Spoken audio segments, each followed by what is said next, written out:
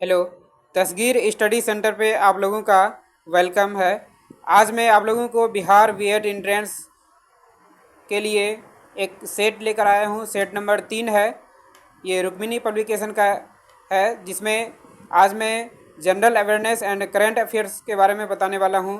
40 question जो general awareness से पूछे जाते हैं बिहार बीएड एंट्रेंस में। तो चलिए स्टार्ट करते हैं। सभी क्वेश्चनों को हम लोग पढ़ते हैं आसानी से। पहला क्वेश्चन कह रहा है, यहाँ पे 56 नंबर से शुरू हुआ है जनरल अवेयरनेस का। कह रहा है कि सर्वेंट्स ऑफ इंडिया सोसाइटी की स्थापना किसने की थी? तो इसका आंसर हो जाएगा डी नंबर, गोपाल कृष्ण गोखले। अगला नंबर क्वेश्चन है, बैंकिंग के क्षेत्र में एसएलआर का पूर्ण रूप क्या है? तो इसका आंसर हो जाएगा स्टेचुअरी लिक्विडिटी रेशियो, यानी कि ए नंबर आंसर हो जाएगा इसका। 58 नंबर क्वेश्चन है, डुरंड रेखा किन दो देशों के को विभाजित करती है? जो डुरंड रेखा है वो कौन कौन से देशों को अलग अलग विभाजित करती है? तो इसका आंसर हो जाएगा अफगानिस्तान और पाकिस्तान। अगला क्वेश्चन है, विजयनगर राजवंश के उस शासक का नाम बताइए जिसने 16वीं शताब्दी में शासन किया। तो इसका आंसर हो जाएगा डी नंबर, यानी कि कृष्णदेव राय ने। पेमेंट बैंकों के संबंध में इनमें से कौन सा कथन गलत है? वे क्रेडिट कार्ड जारी कर सकते हैं, आंसर हो जाएगा इसका। 61 नंबर क्वेश्चन यहाँ पे देख सकते हैं, स्वतंत्र भारत की संविधान सभा के प्रथम अध्यक्ष कौन थे? इसका आंसर हो जाएगा डॉक्टर राजेंद्र प्रसाद। डॉक्टर सच्चिदानंद सिन्हा थे, लेकिन वो अस्थायी थे, और जो डॉक्टर राजेंद्र प्रसाद हैं वो अस्थायी रूप से हैं थे। ग्रेनाइट चट्टानें किस प्रकार की चट्टानें होती हैं? तो आग्नेयी चट्टानें। काली मिट्टी मुख्यतः इनमें से किन राज्य में पाई जाती है? तो काली मिट्टी आप जानते होंगे कि महाराष्ट्र में पाई जाती है। चलिए अगला क्वेश्चन हम लोग देखेंगे फटाफट। इधर कह रहा है अगला क्वेश्चन कि भारत, यहाँ पे देख सकते हैं, भारत का राष्ट्रीय पुस्तकालय कहाँ स्थित है? तो भारत का राष्ट्रीय पुस्तकालय चेन्नई में है, मुंबई में, दिल्ली में, कोलकाता में। तो इसका आंसर हो जाएगा ए नंबर, यानी कि कोलकाता में है। चौरी चौरा कांड किस वर्ष हुआ था? तो 1922 में हुआ था, सभी जानते हैं। उत्तल लेंस पर पड़ने वाला सूर्य का प्रकाश डैश पर परिवर्तित होगा, यानी कि केंद्र पर परिवर्तित होगा। केंद्र आंसर हो जाएगा सी नंबर। अगला क्वेश्चन है, एक क्षेत्र में जीवित जीवों को विविधता को क्या कहते हैं? तो इसका आंसर हो जाएगा जैव विविधता। अगला क्वेश्चन है, किस रंग का विचलन न्यूनतम होता है? तो लाल रंग का जो विचलन होगा वो क्या होगा? न्यूनतम होगा। भारत में लोकसभा का चुनाव लड़ने के लिए न्यूनतम आयु कितनी होनी चाहिए? तो लोकसभा का चुनाव जो है उसमें लड़ने के लिए आपको 25 वर्ष चाहिए। हमारी पृथ्वी का वास्तविक निरूपक प्रतिरूप क्या है? हमारी पृथ्वी का वास्तविक निरूपक प्रतिरूप है ग्लोब। सी नंबर आंसर हो जाएगा इसका। 71 नंबर क्वेश्चन को देखेंगे हम लोग। नीति आयोग द्वारा जारी फिजिकल हेल्थ इंडेक्स FHI 2026 में किस राज्य को पहला स्थान दिया गया? ओडिशा को। किसको दिया गया? ओडिशा को, ए नंबर। संजय गांधी जैविक उद्यान बिहार में कहाँ पर स्थित है? ये पटना में है, सभी जानते हैं। भारत में, अगला क्वेश्चन देखेंगे, भारत में किस प्रकार के लोकतंत्र की व्यवस्था है? तो भारत में प्रत्यक्ष और अप्रत्यक्ष दोनों व्यवस्था है, ठीक है, अप्रत्यक्ष और प्रत्यक्ष। भारत में प्रेस का जनक किसे कहा जाता है? अगला क्वेश्चन, भारत में प्रेस का जनक, तो इसका सी नंबर आंसर हो जाएगा जेम्स ऑगस्टस हिक्की। अगला क्वेश्चन देखेंगे हम लोग। कह रहा है कि झारखंड में कोडरमा निम्नलिखित खनिजों में से किस एक का प्रमुख उत्पादक है? तो इसका आंसर हो जाएगा अभ्रक। क्या आ जाएगा? अभ्रक। गौतम बुद्ध कहाँ पैदा हुए थे? तो गौतम बुद्ध लुम्बिनी में पैदा हुए थे। शेरशाह का मकबरा कहाँ स्थित है? शेरशाह का मकबरा कहाँ पर स्थित है? तो इसका आंसर हो जाएगा सासाराम में।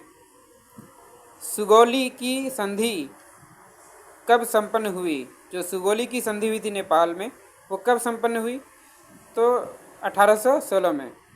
चलिए अगला क्वेश्चन क्या कह रहा है कि लक्षद्वीप, एक मिनट, अगला क्वेश्चन कह रहा है 79 नंबर क्वेश्चन कि लक्षद्वीप की राजधानी है, तो लक्षद्वीप की राजधानी कवारती हो जाएगा। क्या आ जाएगा? कवारती। ए नंबर। भारत किस महाद्वीप में स्थित है?